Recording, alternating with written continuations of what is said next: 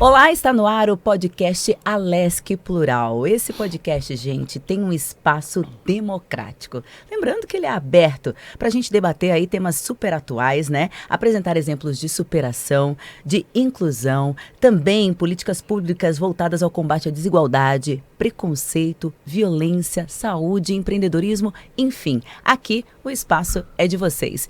E hoje a gente vai gravar um programa especial no mês da consciência negra, falando com duas representatividades, cada uma na sua área, que vão trazer aqui algumas das curiosidades de vivência, experiência, né, dentro da sua área. Comigo, Sandro Silva, ele que é o único deputado negro de Santa Catarina, o primeiro homem a assumir o mandato na Assembleia Legislativa de Santa Catarina, e também Fábio Garcia, é um idealizador de uma editora que só consagra escritores negros, também um historiador, né? E também vai trazer outras iniciativas aí que são inovadoras que a gente vai contar aqui. Não vou dar muito spoiler, não. Já começo agradecendo a presença de todos vocês. Muito obrigada, é um programa muito especial para mim também. E eu começo falando com o Sandro diretamente, porque afinal de contas é uma representatividade aqui na Assembleia Legislativa. Sandro, sempre teve na sua cabeça ser político? Foi uma coisa orgânica que foi acontecendo na tua vida?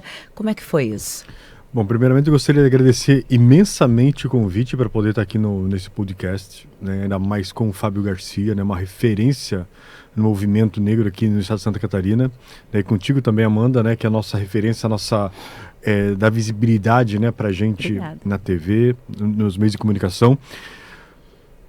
Nunca passou, porque a gente não cresce. Eu tenho 50 anos, eu não cresci pensando em ser político, ser vereador, não estava no nosso hall de profissões, né, almejar ser vereador, ser político, ser prefeito ou ser deputado estadual.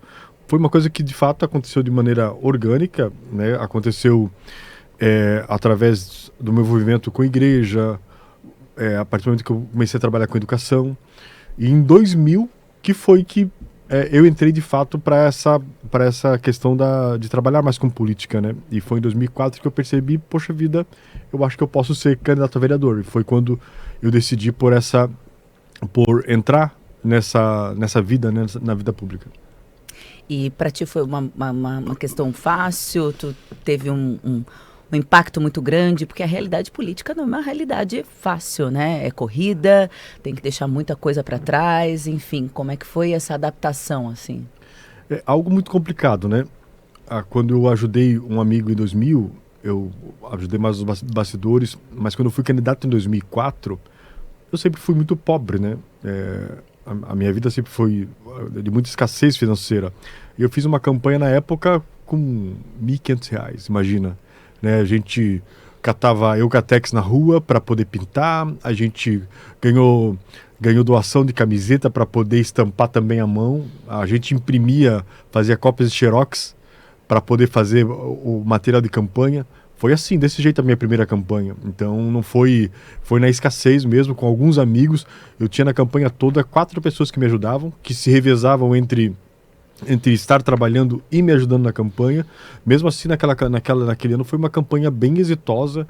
Eu consegui fazer quase 2.200 votos, né, com esses recursos que eu tive, né, e com essas pessoas que estavam ajudando, mas muito por conta de ter esse envolvimento dentro da igreja. Eu cantava na igreja, né, eu era músico na igreja, de ter sido professor também na rede estadual de ensino, e algumas pessoas que entenderam a mensagem que eu passava na época também. Mas não foi fácil, foi bem difícil, né, o início, né, esse start na carreira política.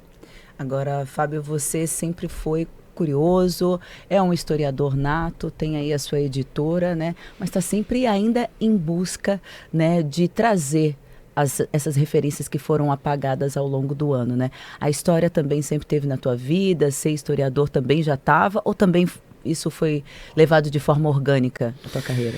Eu acho que foi, primeiro, é um prazer estar aqui, igualmente como disse o Sandro, um prazer estar ao lado de vocês, né, da Amanda, comunicadora genial, o Sandro Silva, representante público da mais alta qualidade aqui de Santa Catarina. Então, participar desse programa Alesc Plural, no mês da Consciência Negra, é sempre muito prazeroso para a gente que milita e que busca justamente espaços, né, de qualidade para divulgar isso que a gente faz no estado de Santa Catarina, que é a militância em prol da cultura e da história negra. E, bom, a história para mim não surge em casa, eu não tinha essa dimensão, essa preocupação, essa perspectiva no seio familiar. Isso se dá a partir da capoeira. A partir do momento que eu começo a fazer capoeira, a praticar essa arte afro-brasileira, é que o meu mestre Dimival, então discutia, apresentava para a gente a importância do negro no cenário brasileiro. Né? E foi isso, a partir das leituras, da prática, da canção, né? das cantigas da capoeira, participando em rodas, iniciando lá já em 96, as primeiras apresentações, as primeiras palestras sobre o assunto, é que eu vi a necessidade de me aprofundar sobre a história do povo negro no Brasil, e nisso tudo me identificando cada vez mais com essa história também, me diluindo também nessa história que é uma história plural. Falando sobre essa questão mesmo de identificação enquanto população negra, enquanto negro, né? Vocês dois são homens negros, né? Sandro Silva um pouco mais retinto, você, Fábio, um pouco mais claro. E tem essa questão também que a gente precisa lidar ao longo da nossa vida, né? Você passou por questões, ou foi privilegiado em algumas questões por ter a pele mais clara, e Sandro, ao contrário, também passou por situações um pouco mais delicadas por ter a pele mais retinta. É algo que a gente quase não fala, né? E que é uma realidade também da nossa etnia, né, da nossa raça com relação a isso, né? Existem coisas, por exemplo, que tinha lugares que você passava por branco tranquilamente. Isso foi um impasse na sua identidade em algum momento, Fábio? Olha, minha família é uma família interracial. Então eu sempre soube que eu não era branco. Sim. Filho de preto. Né? Eu tinha primos, eu ia visitar meus primos no interior do Paraná que tinham cabelo amarelo, escorrido amarelo. Meu cabelo sempre foi crespo, né? Quando eu tinha cabelo, sobretudo. Para quem está nos assistindo aqui vai ver que eu sou hoje bem calvo, né? Mas, então, a proximidade com o mar, então, acentuava na infância, eu tinha até uma tonalidade de pele mais escura do que eu tenho hoje. Uhum. Então, pelo contraste, pela diferença, não uma diferença de tratamento, mas uma diferença mesmo cromática, você sabia que você não era aquilo que o outro era. Você era uma outra coisa. Eu era eu. O outro era o outro. Mas quando que isso passa a ser, de certa forma, visto como um problema? Quando eu vou para o mercado de trabalho.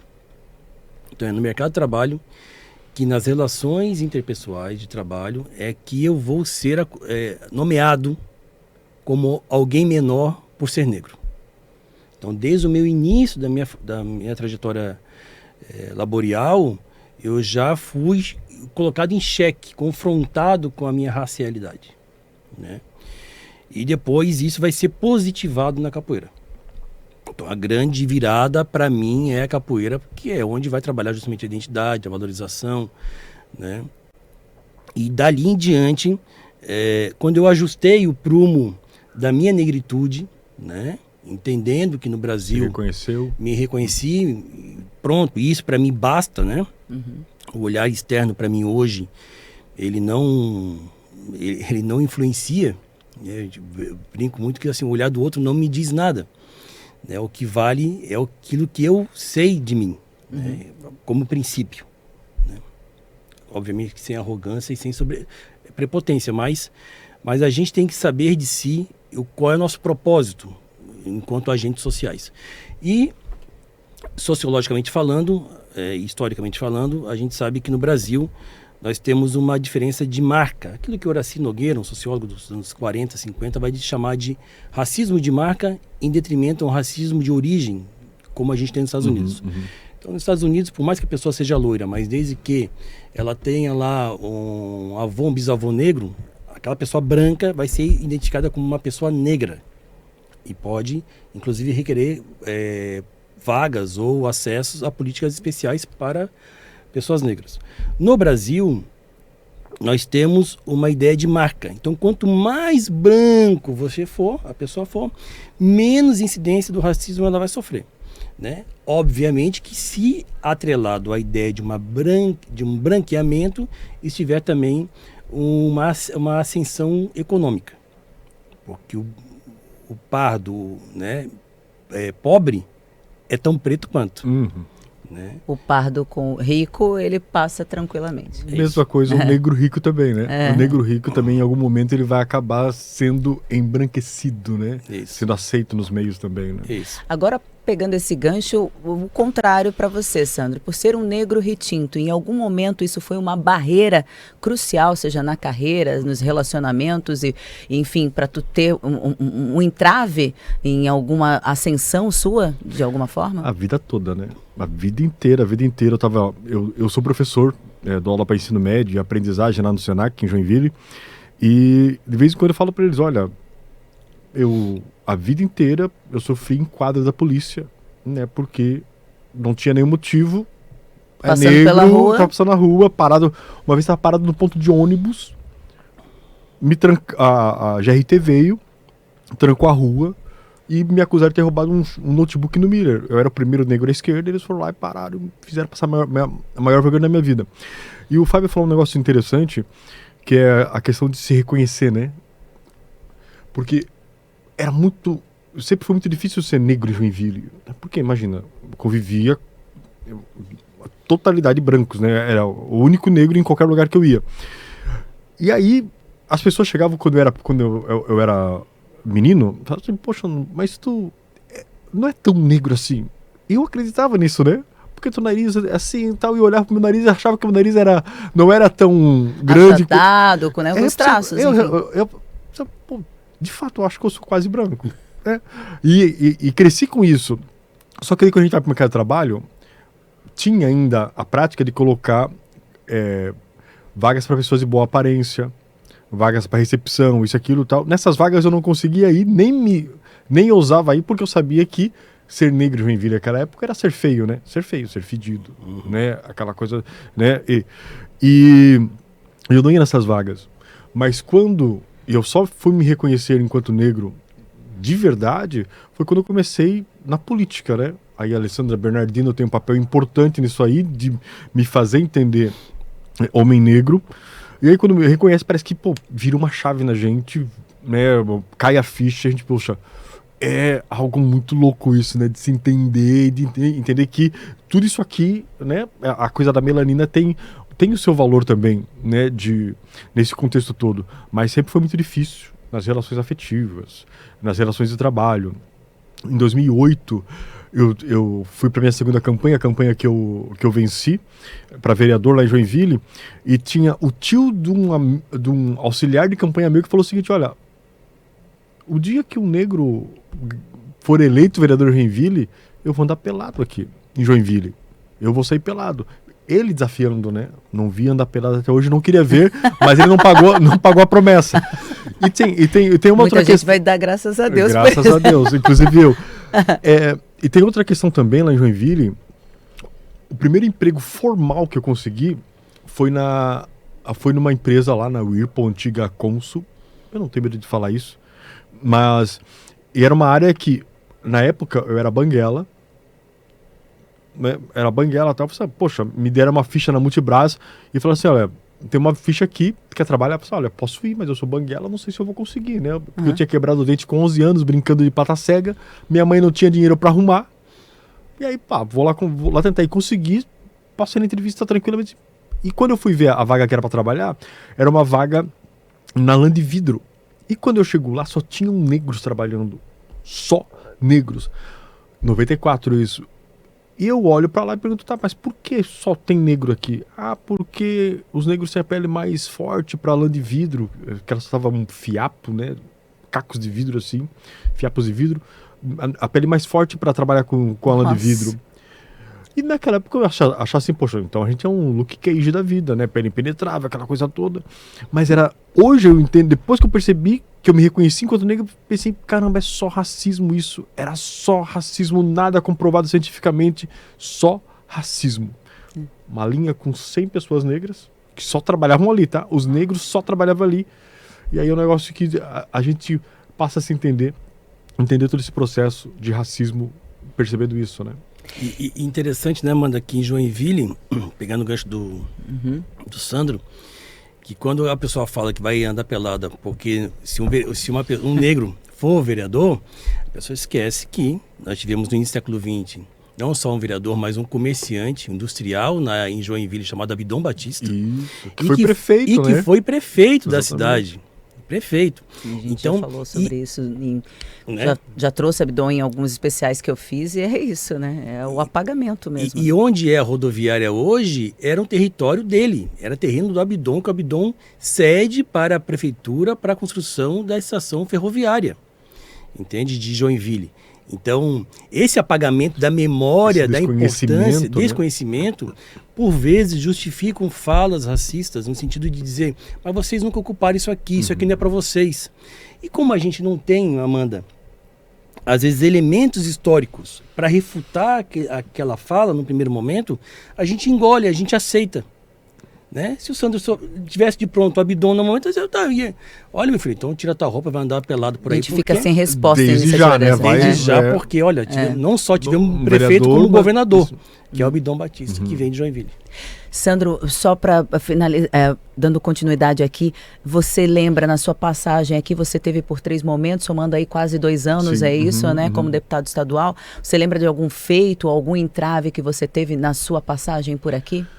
Olha, a gente tentou muitas coisas aqui, né? A gente conseguiu implementar, por exemplo, a semana de atenção à saúde da população negra, que precisa ocorrer sempre na 3ª semana de maio, né? Então, sempre que possível, a gente lembra o governo do estado, lembra os órgãos competentes que precisa realizar essa semana. Tem outras coisas que a gente pediu também, que foi a questão da inserção de pessoas negras, né, atores negros na publicidade do Estado, na publicidade pública do Estado. Teve uma certa resistência aqui para passar, porque aquela coisa de chamar a Constituição para preservar algumas coisas, mas a gente teve esse entrave, né, a questão das cotas raciais, que a gente lá atrás com o CEPA também, né, de colocar cotas raciais no serviço público estadual também, a gente teve dificuldade, tanto é que parou depois, se eu não me engano, a Vanessa retomou no mês que ela teve aqui também. Então, não é um trabalho fácil, porque a gente tem muita demanda e 2 anos não resolve, né? A gente tem séculos de coisas para ajustar, e em 2 anos a gente não avançou em algumas coisas, mas não consegue avançar tanto, porque quando a gente sai, eu estava falando com o Fábio antes, né, como é importante ter pessoas negras ocupando alguns espaços, né? Tá falando inclusive de você, né, para trazer pautas que são importantes e relevantes para essa discussão. E é aquela coisa, quando eu passei aqui, eu trouxe pautas referentes às nossas questões. A Vanessa, quando veio, retomou, mas a gente precisa estar aqui, né? Porque uma coisa é alguém falar de ti, outra coisa é você falar por ti, né? Então... E, Fábio, você é CEO de uma editora que valoriza escritores negros, tem uma longa trajetória na história fazendo eventos relacionados a resgate da população negra, da história da população negra, né? E está aí com um projeto que é, né, também exposição aqui na LESC, que é o Ibatam. Queria que você falasse de uma forma mais objetiva um pouquinho do Ibatam e o que ele vai trazer para essa construção que o Sandro falou. Bom, o Sandro tocou no assunto, uma palavra crucial para pensar o Ibatam, que é um projeto que trabalha com genealogia de famílias negras aqui na cidade de Florianópolis, antiga cidade de Desterro. E o Sandro falou da palavra ajuste com a história. E a gente precisa ajustar justamente a história, né? Há registros, Amanda, de casamentos de africanos em Desterro desde 1726. E se a gente for comparar com a vinda dos açorianos, primeiros casais açorianos para Florianópolis, é em 1750. Então, já há casamento de africanos na catedral, na igreja matriz, 24 anos antes da vinda dos primeiros casais açorianos. O que isso demonstra? Demonstra que a presença africana no litoral catarinense, sobretudo na capital, na ilha de Santa Catarina, ela é do início do século XVIII, ou até anterior ainda. Né? E essa presença, então, se a gente pegar 1.700, são 300 mais 100, 425 anos. Então, no mínimo, a população negra ela tem 425 anos para contar sobre esse território.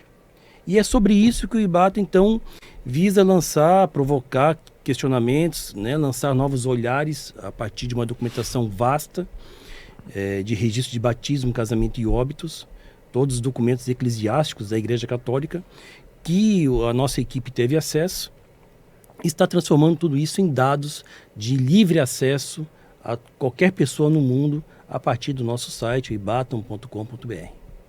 Perfeito. Sandro, você hoje trabalha com jovens, como você mencionou, né? E tem acesso também, já foi presidente do Kenya Club, né? Vale lembrar, 65 anos, fez recentemente, tive a oportunidade de estar lá presente também, participando do evento, né? Um clube negro, que também, né, era desconhecido e foi apagado também ao longo da memória, que hoje você tem acesso e que está bombando com os eventos aí no final de semana em Joinville, né? Diante dessa trajetória, desse resgate que você fez com a sua própria história, né? Tá à frente de um clube que trata a ancestralidade o tempo todo, ter essa passagem por aqui hoje, lidar com jovens, você consegue carregar essa experiência da importância da identidade para dentro de sala de aula? Antes eu quero falar que é muito legal, né, tu ver um homem negro sendo chamado de CEO, né? Porque é um termo muito bacana, né? Atual, moderno, tá? Né? Founder, né? E lá no Quênia a gente tem essa coisa de 65 anos de história de resistência do Quênia. E o Quênia, eu tenho comentado muito, até porque estou dentro de sala de aula, eu falo, olha, tem muito projeto acontecendo lá de fato, muita coisa acontecendo.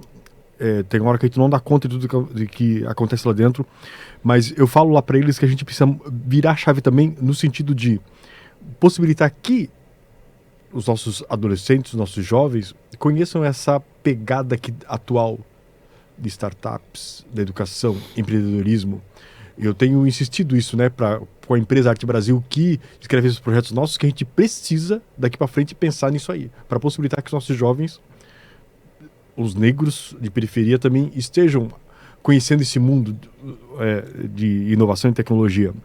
E quando eu estou em sala de aula, eu sempre procuro, e é uma pena, porque eu sempre converso com eles, com os alunos, e falo assim, cara, a geração de vocês era para estar arrumando tudo isso, né, do machismo da minha geração, do racismo da minha geração, da homofobia da minha geração, e a gente vê só que é a nossa geração que está criando essa piazada que ainda traz traços racistas, machistas, homofóbicos, e que a gente precisa parar às vezes a aula para conversar. Gente, olha, não dá para usar esse termo, não dá para ter essa fala em sala de aula.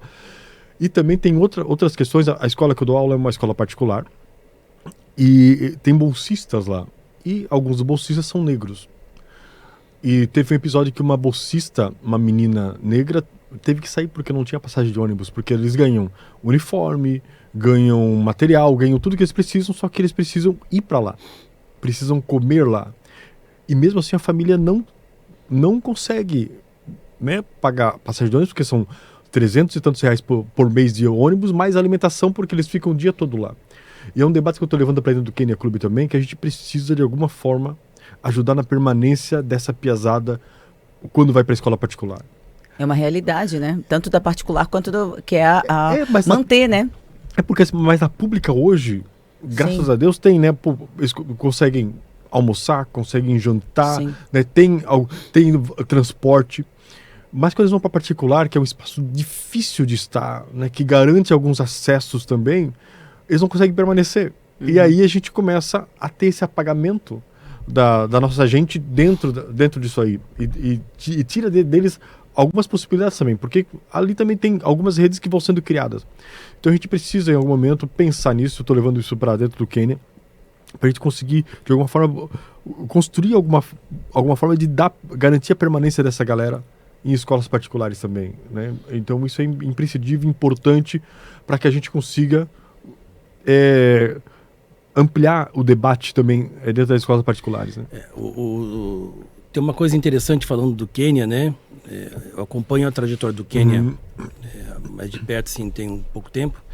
Mas, se a gente analisar, Amanda, pelo viés econômico, que é pouco falado, só o Quênia, nos últimos anos, tem investido mais de 2 milhões de reais na comunidade do Botafogo, ali do bairro Botafogo.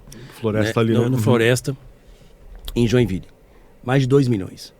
Né? Se a gente for computar a participação negra, né, o quanto que a gente gira da economia catarinense a partir da cultura, dos aspectos culturais negros, vamos pensar aí, religião de matriz africana, roupas, vestuário, né, as miçangas, velas, toda a cultura do carnaval, o que envolve de rede hoteleira, o que envolve de, mais uma vez, manufatura, né, roupa, costureira, mão de adereços, obra, né? Mão de obra, né? O quanto que emprega isso, teria até interessante pensar qual é o PIB, quanto que o negro representa dentro do PIB de Santa Catarina. Porque isso é uma conta que eu acho que a gente não tem ainda e revelaria uma surpresa para a gente. Né? Uma grande surpresa para a gente. Porque as entidades, os grupos organizados com a temática negra, ou com a temática, ou por associados negros, eles movimentam e empregam muita gente em Santa Catarina. E a gente não mensurou isso ainda, e né? a gente não tem uma dimensão do que isso representa economicamente para o estado de Santa Catarina. Então, quando a gente tem lá uma editora, que eu preciso ter um diagramadora, uma revisora, preciso ter um arte finalista, né? Um autora que vai trazer um novo livro, que vai vender, que vai circular com aquele material, que vai se hospedar, que vai passar num restaurante. Quanto que a gente gera de emprego a partir de um produto como, no caso, o livro. Mas se a gente estivesse pensando numa outra dimensão muito maior, carnaval. Se a gente estiver pensando nas casas de religião de matriz africana, que são aí mais de, 5 mil no estado, só em Florianópolis são mais de 1.000. Né? Então, que dimensão que tudo, é isso? E o restante tudo ligado a isso, né? Transistas, né? A questão da culinária, tudo isso, né? Essas mulheres todas, né? Então isso é importante mesmo fazer esse levantamento, né?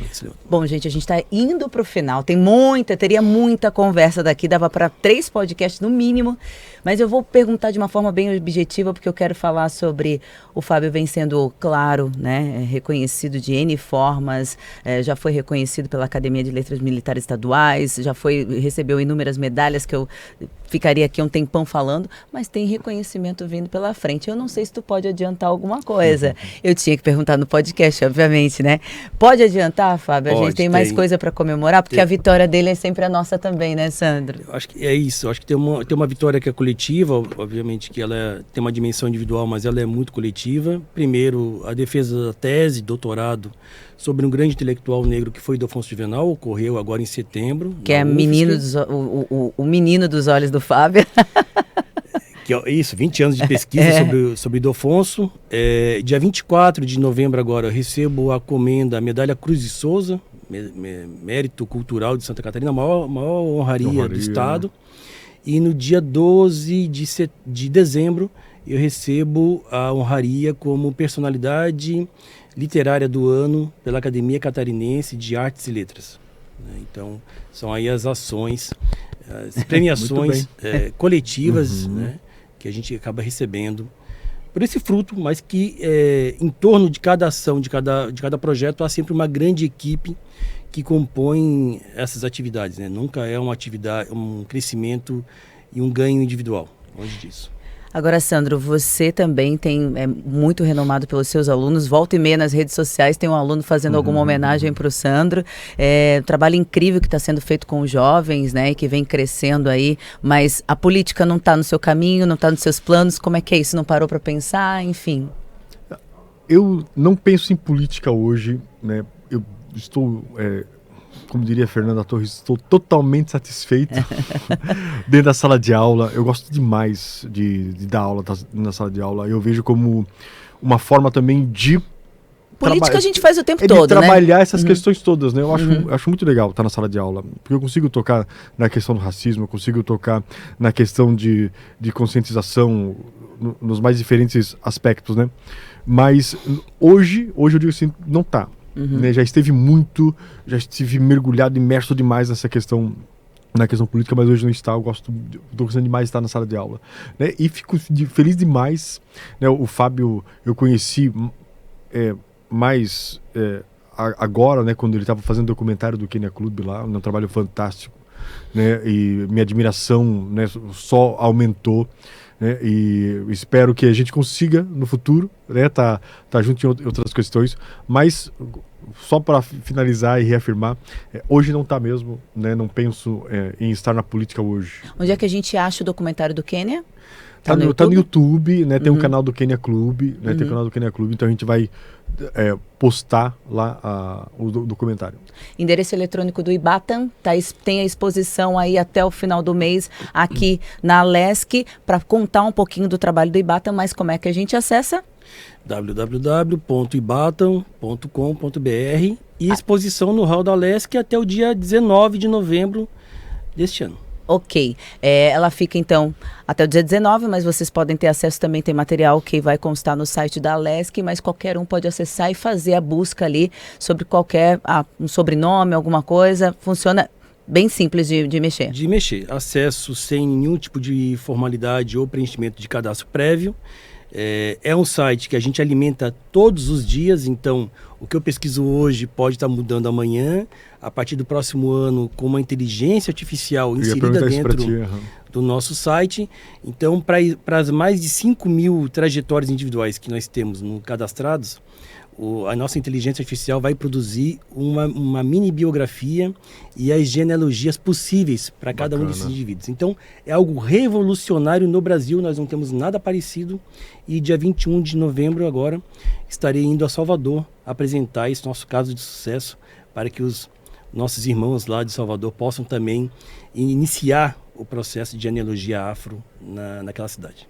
Eu queria agradecer mais uma vez, é o podcast um dos mais especiais da minha carreira, porque estou ao lado dessas duas referências para mim, que conheço há muitos anos e que vim sempre acompanhando e aplaudindo a trajetória de cada um deles, cada um na sua área, tá? Queria me dar aqui a mão, agradecer de fato e dizer que bom que a gente tem a gente, tá? Verdade. Termino assim, então, o podcast Alesc Plural é um conteúdo multiplataforma, gente, idealizada pelos veículos de comunicação da Assembleia Legislativa. A produção é de Carol Polidoro, com trabalhos técnicos de Vitor Hugo e Ronaldo Geller.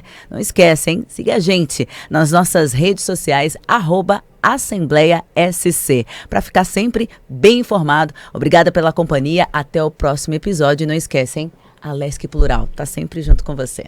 Até a próxima. Tchau, tchau.